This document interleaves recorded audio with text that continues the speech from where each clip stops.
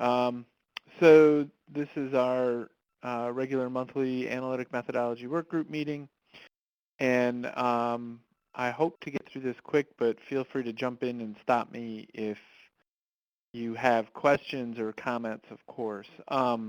Mike Childress can't be here today. He is on a much-needed vacation, and he'll be back next month, though. So I see Dominique added. That's great. He can. We'll be looking a little bit at the Delphi instruments today too. So um,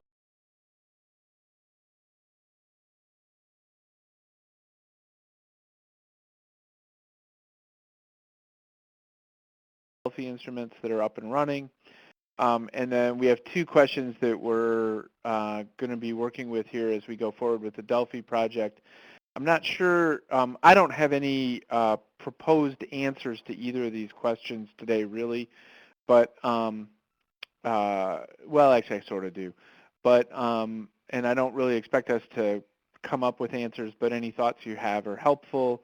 And if nothing else, sort of getting you thinking about them for the next meeting when we really will be ready to sort of propose some answers and move forward with methodology is pretty important, I think. So that's kind of where we are. Um, so the Delphi instruments, I believe Mike emailed all of you about a week ago with links to the various instruments for the Delphi. And there's three waves of instruments. There's the item waves. So those are broken up by subdomain, and we're constructing panels that reflect domain expertise and subdomain expertise. And so the specific subdomain item questions will go to only a select group of people. So people aren't going to get, 20 different questionnaires to answer. There'll only be, they'll get one, maybe two, I think. Dominique, correct me if I'm wrong on that.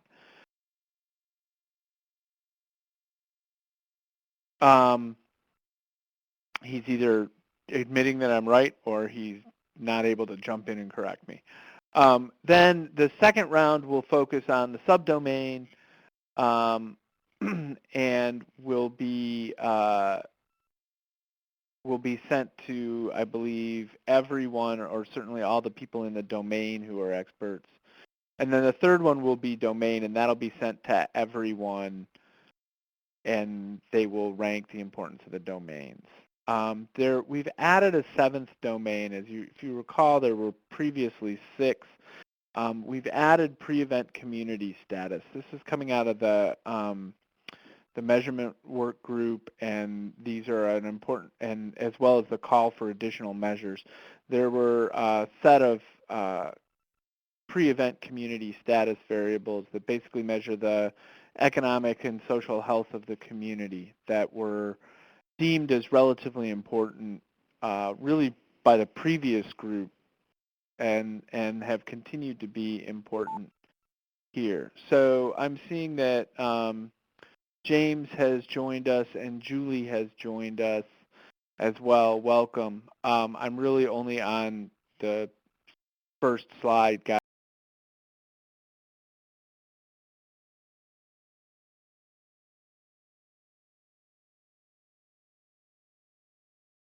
7 asked you to look through them and give us feedback. We're very close on these to being ready to go out, and I believe Mike and Dominique have been carefully collecting names from all of you. If you have anyone that you think should be included in this Delphi, please let me know, or better still, let Mike know because he's the one compiling the names. So, any questions on where we are on that?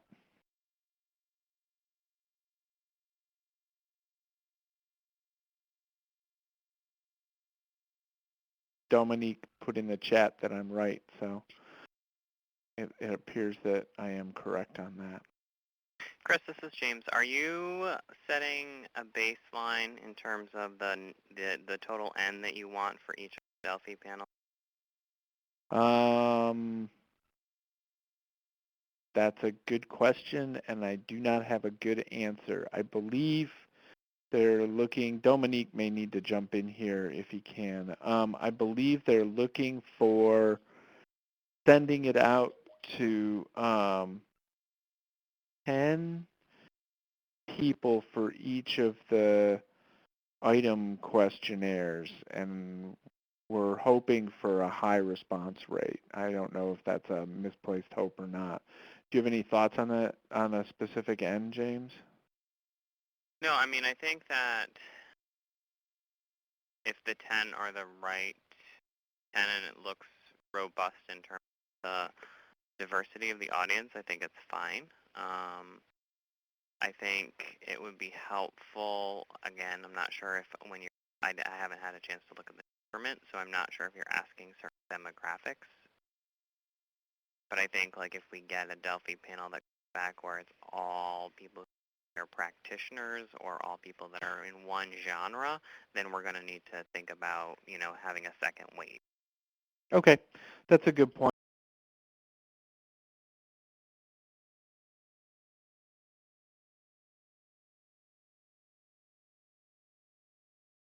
Other ideas, thoughts, comments?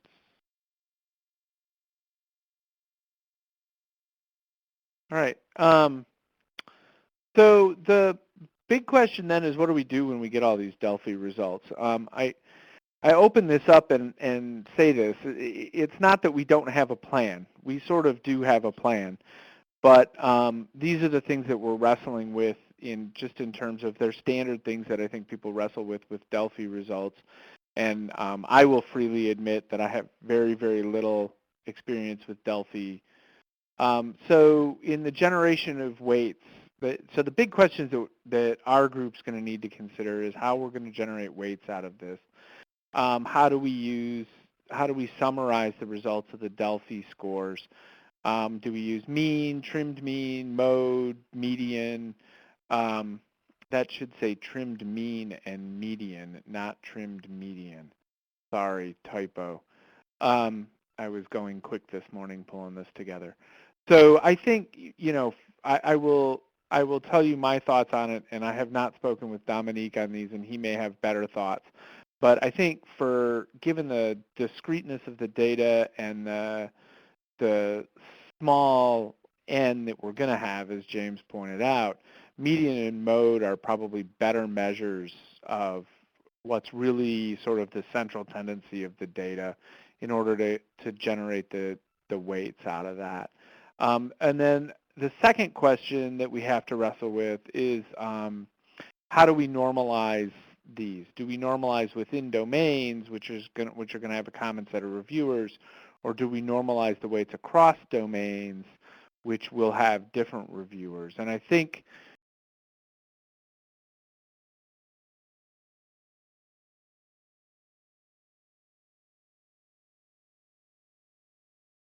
there, but these are the kinds of questions that we're dealing with. It's sort of the theory is easy. Like, yes, you go out and you get a Delphi and you say, hey, we're going to use their input to determine the weights, but how you formally go from here's the data to here's the weight is always a bit of a challenge. And I think in part it's going to be hard to fully answer that until we actually have the data.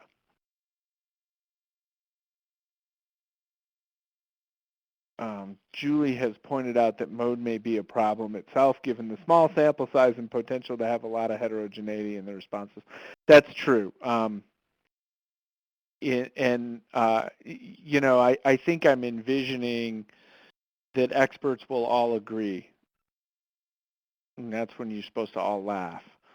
And maybe mode is a bad choice, Julie. Thanks. That's a good point.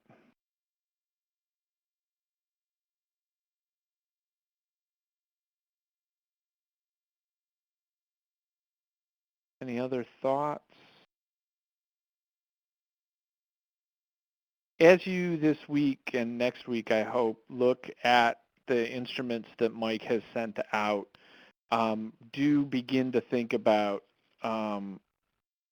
yeah, Julie, that's a good question too. She's asked, will we try to capture variability? And the answer, I mean, I think, yeah, that's a difficult one. It's I think that's difficult is essentially how much weight do you give to the variability? I think um, in those cases, measures of central tendency will be sort of like near 5, whereas in cases where there's much lower variability, measures of central tendency will tend to be either higher or lower. Although again, we'll have to see. Um, these are good questions, Julie. Thanks. Chris, this is James. The only other thing that I would caution to have a plan for would be, at least with my limited experience in small survey type experiences related to, but not quite Delphi panels, has been with the small number, especially when you're looking at a wide audience, you end up getting bipolar distribution.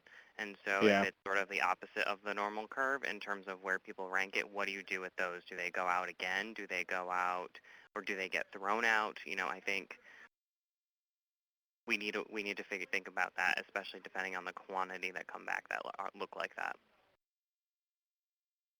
That Yeah, that's a good point, and I think that fits in actually with Julie's comment about capturing variability, right? Is a bimodal distribution tends to have high variance.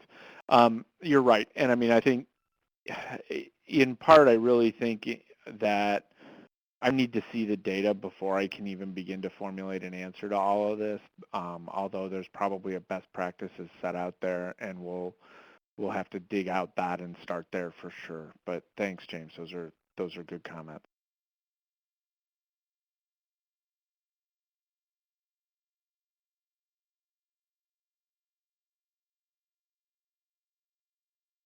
Okay, let me move on then. Please do keep these questions in mind. They are important, and as you know, I agree. I think talking about them is helpful and useful. The second question is really a model design issue and probably fits in better with the model design work group. However, we all know the overlap between these is pretty high. We've been using these Chromback alpha analyses to begin to think about drop keep and as well as move decisions. The results from the Delphi will also have drop keep and maybe move implications as well. In my little two by two chart that I've put up here, I'm focusing on drop keep. That's not the only those aren't the only answers, but they are important as we are trying to. There is a lot of desire to move towards something that's a little bit more parsimonious in its use of measures. And the way Mike was talking about it, and Mike and I were talking about it the other week, is like, look, there's a 2 by 2 matrix here, right? If the alpha says keep and the Delphi says keep, that's a pretty obvious solution. That's a measure that experts are saying is important, that our Cronbach's alpha is saying is highly correlated with the matrix, with the index, that clearly is giving us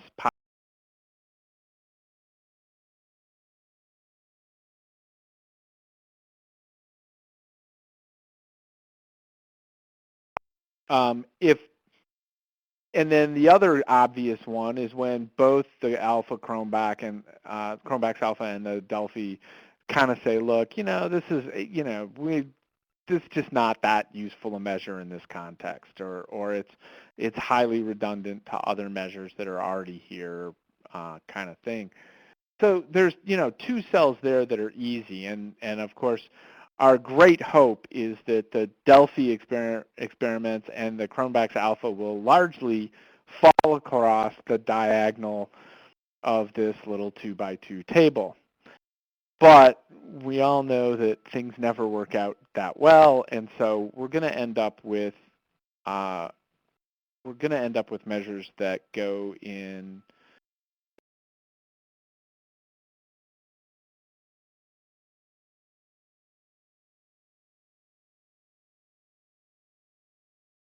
but the experts are saying, why are you bothering with this?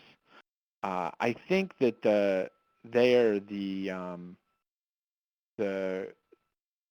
at least Mike's argument, and I don't want to put words in anybody else's mouth, but that will be a place where we'll tend to want to keep those variables. Um, the the case where the Chromebox alpha analysis is saying, look, these aren't really helpful in discerning. They're not moving the index much. They're not correlated with the index much. Um, and we should drop them, but the Delphi panel is saying keep them. I think that's probably the most problematic cell because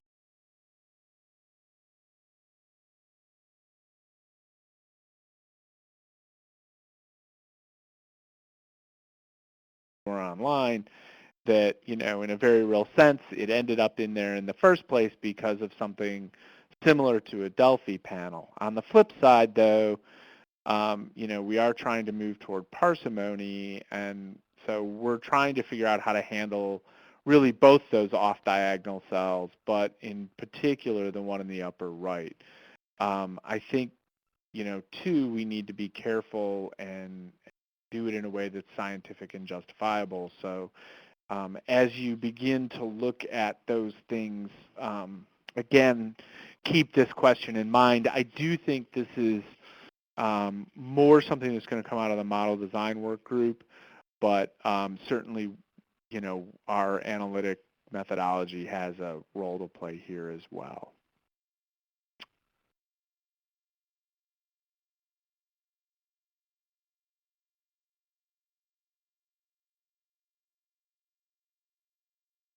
So I'm trying to catch up on the comments. Julie, I'm not sure I understand it. In the instructions, is it possible to have no response to a question? Yeah, I think that's correct. And then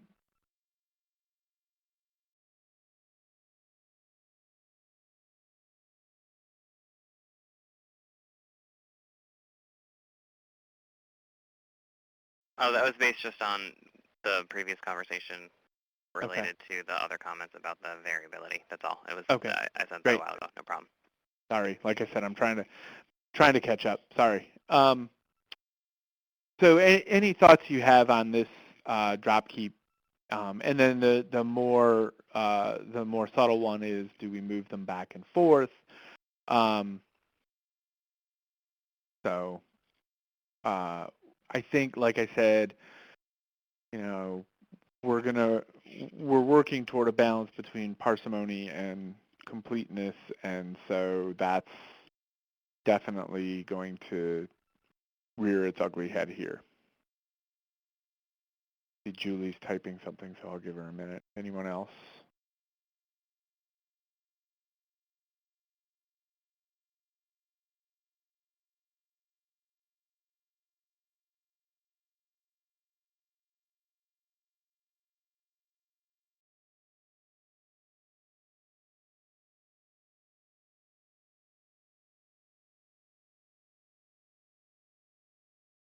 Results of the Delphi and the Alpha, and I think, yes, we will. Dominique, I'm sure, is going to do that, and I know Mike had planned to look at how well the Delphi and the Chromebox Alpha analysis sort of matched up. I'm not sure a formal correlation analysis is appropriate, but your general idea of like how well are they agreeing is definitely in the plan of part of the analysis. Other questions or comments?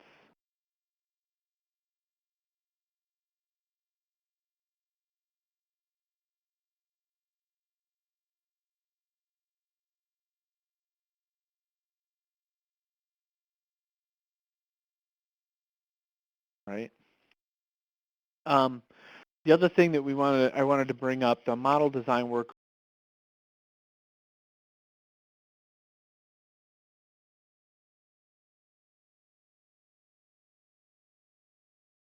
slides this morning. I started trying to list them all, and there's a bunch of them. I think there's about 30. and I decided that a long list of shorthand notes for various measures wasn't going to help anybody, but they fall into a variety of groups, including economic variables, which as an economist I think are horribly important, um, but also some sociology variables and a variety of things that are designed basically just to measure whether or not the community has sort of resources and human resources, network resources, these kinds of things that are known to improve the ability of the community to respond well to a disaster. And this is something my understanding is that this was um, well understood by the prior NHSPI group that was putting together the index, but they it was the last thing and they didn't quite get to it, and so we've been picking up that trail. And so they also came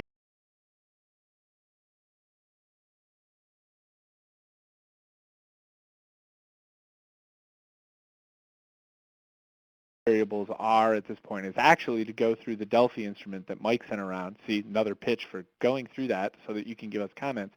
And you can just look at each of them as they're being asked through the instrument. The question was how do we incorporate those variables? And in general, the model design work group has been leaning toward, and we've been, and Mike has been leaning toward as well, just treating this as a new seventh domain. So there is a question: is that really the right way to do this? The other alternative, of course, is to add variables to other domains. We're also working on an alpha analysis, a Chromebox alpha analysis for this domain as well, and trying to use that as well to see whether the variables belong in this domain or whether they belong in other domains. And then finally, if you have any ideas of other approaches of how to use this pre-event community status, certainly there's been some discussion and sort of certainly in my head, right? One way to think about this is that rather than be additive as another domain where we just add in more variables to the preparedness index, another way to think about this is it might be multiplicative. That is that two communities which are otherwise equally prepared, the one with the stronger pre-event community status leverages that preparedness better. You can come up with lots of different analyses and models from this. I think probably the easiest in order to remain comparable with what's gone before is to just add it as a seventh domain. But I open the question out there to see if anyone has any other thoughts, perhaps from discussions from prior work group meetings. Chris, this is Erin Sutton. Hi, Erin. In being with this tool from the beginning, the pre-event stuff was always a discussion of where to put it, how to put it, but I was going through the thing that Mike sent out. The question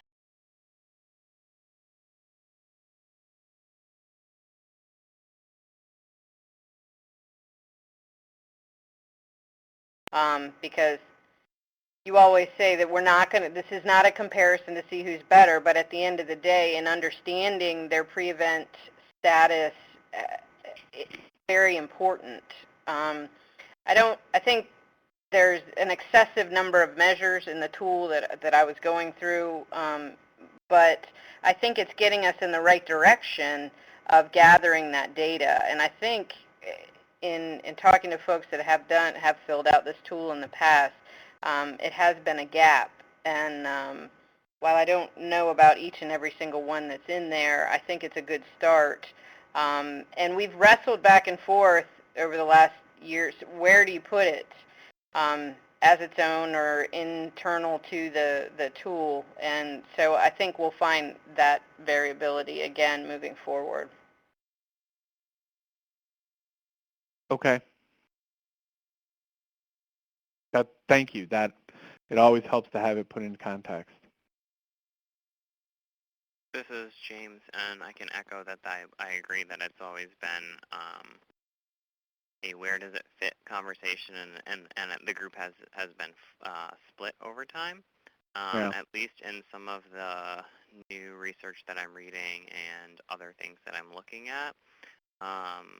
My current thought and take on it is that the index with the current domains really at system resiliency, but the idea of individual, organizational, and community resiliency, I think, is more reliant on the pre-event status, Hmm. and the goal of a preparedness system not only capitalize on that, but then get past a disaster, hopefully recover to a more sustainable and a better steady state. So in that sense, that seems additive. Okay.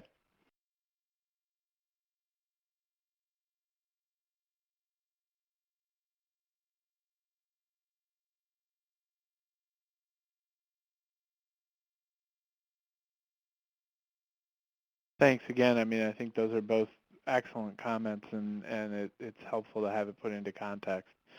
As we move forward, we will talk about that some more. I will for sure bring this to Mike and Dominique and Glenn with respect to sort of the idea that maybe it's more multiplicative. So, uh, thanks.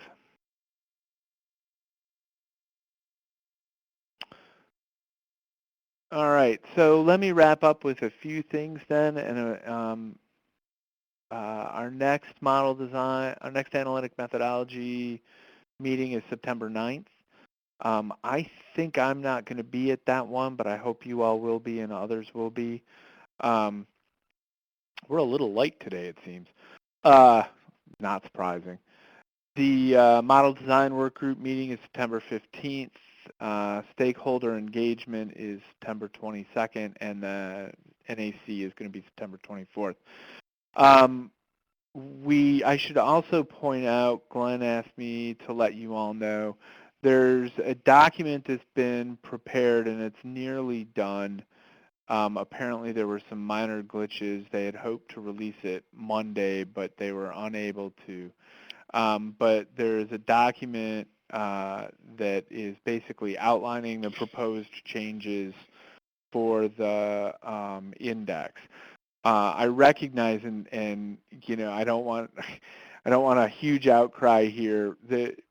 It's taking where we are and what we've learned so far and sort of what the plans are and putting them out very publicly.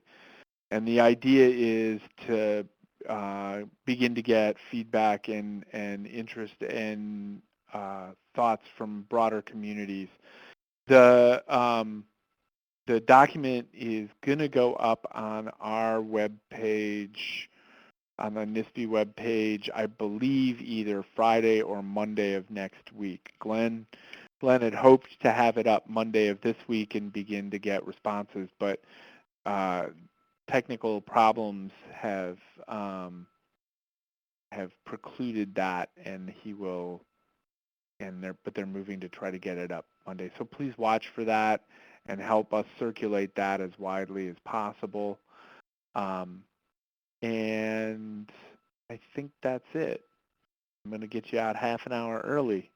Any last comments or thoughts that anyone would like to share? Chris, you said Mike is the best point of contact to send recommendations for experts. Yes, please. Mike is I think the best point of contact for that. Okay, thank you.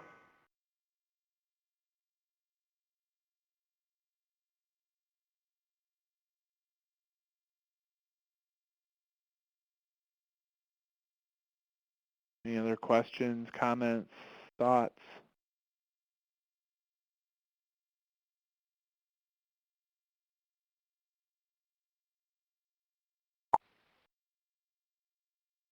All right. Thank you all very much. You all get gold stars for popping in on a beautiful August afternoon to listen to me talk. I do appreciate your being here, and we do appreciate your comments. As always, we've been taking notes on them, and we will pass them on. I will make sure they get passed on to Mike and Dominique, and of course we'll be including them in it as we go forward. Thank you all again. I hope you have a great afternoon, and I will talk to you again later. Bye-bye.